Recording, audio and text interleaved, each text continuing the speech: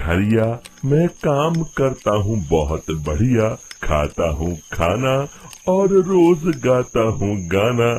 अरे यार, आज तो बहुत देर हो गई। इस खतरनाक जंगल को देखकर तो मेरे हाथ पैर ठंडे हो गए हैं। अगर मैं वक्त पर गांव नहीं पहुंचा तो मालिक बहुत नाराज हो जाएंगे। तभी हरिया को एक आवाज सुनाई देती है। सुनिए हरु जी। अरे, ये आवाज किसने दी? तभी हरिया को सामने कुछ दूर एक औरत खड़ी दिखाई देती है। अरे भाई, ये औरत अकेली इतनी रात को इस जंगल में क्या कर रही है? चलकर पूछना पड़ेगा। फिर हरिया अपनी बैलगाड़ी उस औरत के सामने लाकर रोक देता है और उससे पूछता है। अरे सुनिए, आप इतनी रात को इस खतरनाक जंगल में अकेली क्या कर रही हैं? तभी वो औरत मीठी आवाज में कहती है। अरे हरु जी, आप आ गए। मैं कब से आपका इंतजार कर रही थी।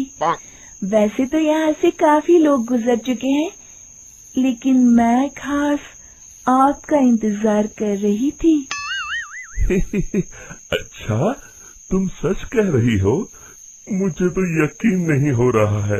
वो क्या है ना, आज तक किसी ने मुझसे इतने प्यार से बात नहीं की। हाँ हाँ हरु जी, मैं सच कह रही हूँ। अब देर मत करिए और जल्दी से मुझे मेरे घर तक छोड़ दीजिए।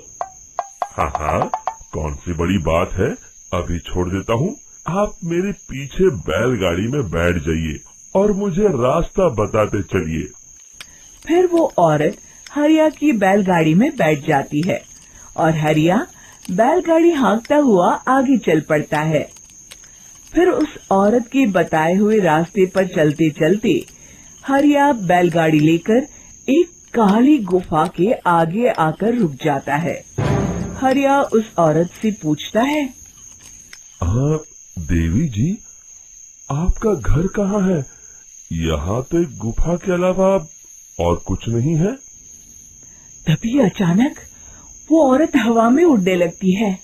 देखते ही देखते उसका सुंदर रूप एक डरावनी चुड़ैल में बदल जाता है और वो जोर जोर से हंसती है। अरे तू तो एक नंबर का बेवकूफ निकला।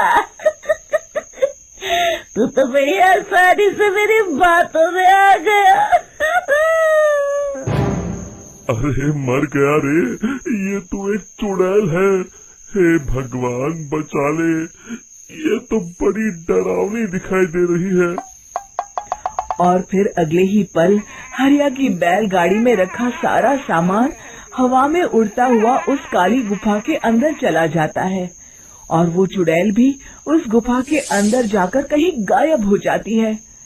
हरिया ये नजारा देख बुरी तरह घबरा और परेशान हो जाता है। अरे, ये चुड़ैल तो मेरा सारा सामान लेकर गुफा में गायब हो गई। अब क्या होगा? अगर मैं गांव खाली हाथ गया तो मालिक मेरी अच्छी खबर लेंगे। मेरी इस बात का कोई यकीन भी नहीं करेगा। फिर आखिर वही हुआ। हरिया के मालिक चंपक सेठ को हरिया की किसी भी बात पर रत्ती भर भी यकीन नहीं हुआ। चंपक सेठ को लगा हरिया झूठ बोल रहा है और उसने ही लालच में आकर सारा सामान हड़प कर लिया है। फिर हरिया को बेईमान समझकर चंपक सेठ उसे काम से निकाल देता है। अगले दिन अपनी दुकान में परेशान बैठा चंपक सेठ गुस्से में बड़बड़ाता है। अरे, दुकान में तो सामान बिल्कुल भी नहीं है। अब मुझे ही शहर जाकर सामान लाना होगा। फिर वो अपनी बैलगाड़ी लेकर शहर चला जाता है। शहर से सामान लेकर जब चंपक सेठ वापस गांव लौट रहा होता है, तभी उसे एक आवाज सुनाई देती है। चंपक जी, ओ चंपक जी। अरे, ये तो कोई मेरा नाम लेकर मुझे पुकार रहा है।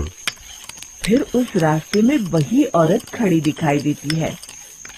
फिर क्या था, हरिया की तरह चंपक सेठ भी उस औरत के पास अपनी बैलगाड़ी लेकर जाता है और वो भी उसकी चिकनी चुपड़ी बातों के मुंह जाल में फंस जाता है।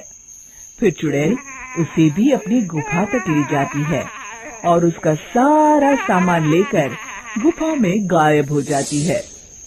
बेचारा चंपक सेठ लाचार होकर खाली हाथ गांव लौट आता है। फिर ये उस जंगल में रोज की बात हो जाती है। जो कोई भी शहर से कुछ लेकर गांव की तरफ लौटता, वो चुड़ैल उसे बेवकूफ बनाकर उसका सारा सामान लेकर गुफा में गायब हो जाती। एक दिन हरिया एक लकड़हारे को उसी जंगल की तरफ जाते हुए देखता है। फिर हरिया उसे रोकते हुए कहता है, अरे भाई, क्यों अपनी मौत को दावत दे रहे हो? मेरी बात मानो, आगे जंगल में मत जाओ, वहाँ एक बड़ी भयानक चुड़ैल रहती है। लकड़हारा हरिया की बातों को नजरअंदाज करते हुए कहता है, अरे भाई, मुझे पहले ही बहुत देर हो चुकी है, मुझे जाने दो भाई। शाम तक लकड़ियाँ काट कर शहर के बाजार में बेचना है। तुम अपनी ये कहानी किसी फुर्सत में बैठे इंसान को सुनाओ, मैं तो चला। इतना कहकर लकड़हारा वहाँ से आगे जंगल की तरफ चला जाता है। फिर अगले दिन गांव के मुखिया के घर के बाहर बहुत सारे लोग जमा हो जाते हैं। तभी हाथ में कुल्हाड़ी लिए खड़ा लकड़हारा कहता है, अरे मुखिया जी, अब आप ही हमें बचाइए उस जंगल वाली चुड़ैल से। हमारा सारा काम तो शहर से ही होता है। अरे मुखिया जी, उस चुड़ैल की वजह से तो मैं पूरी तरह बर्बाद हो गया हूँ। हम सबको मिलकर उस चुड़ैल का कोई इलाज करना पड़ेगा। तभी भीड़ में खड़ा वीरा कहता है, आप लोग चिंता मत करिए, कल से वो चुड़ैल किसी को नहीं लूट पाएगी। मेरे पास एक बहुत अच्छी तरकीब है। तभी चंपक सेठ उसका मजाक उड़ाते हुए कहता है, अरे तेरा नाम वीरा है तो क्या हुआ? तूने अभी उस चुड़ैल को देखा नहीं है? जाकर अपना काम कर, बड़ा आया। तब मुखिया जी कहते हैं, नहीं चंपक सेठ, मुझे लगता है हमें इस लड़के को एक मौका देना चाहिए। फिर सभी गांव वाले मुखिया जी की बातों से सहमत हो जाते हैं और वीरा शाम को एक बैलगाड़ी में कुछ सामान लादकर उस जंगल की ओर चल देता है। वीरा, ओ वीरा, कहाँ जा रहा है? तभी वीरा मुड़ के देखता है, वही चुड़ैल एक औरत के रूप में खड़ी है। अरे बहन जी, मैं आपको ही ढूंढ रहा था। देखिए, मैं आपके लिए क्या लाया हूँ। अरे वाह, तो खुद मेरे लिए इतना सामान लाया है। तू ही अकेला गांव में समझदार है। जरा देखो, मैं भी खोल के, बड़ी भूख लगी है। जैसे ही चुड़ैल उस सामान पर से कपड़ा हटाती है, एक भगवान शिव की तेज रोशनी उसके अंदर मूर्ति से निकलती है और चुड़ैल अपने असली रूप में आकर जलने लगती है।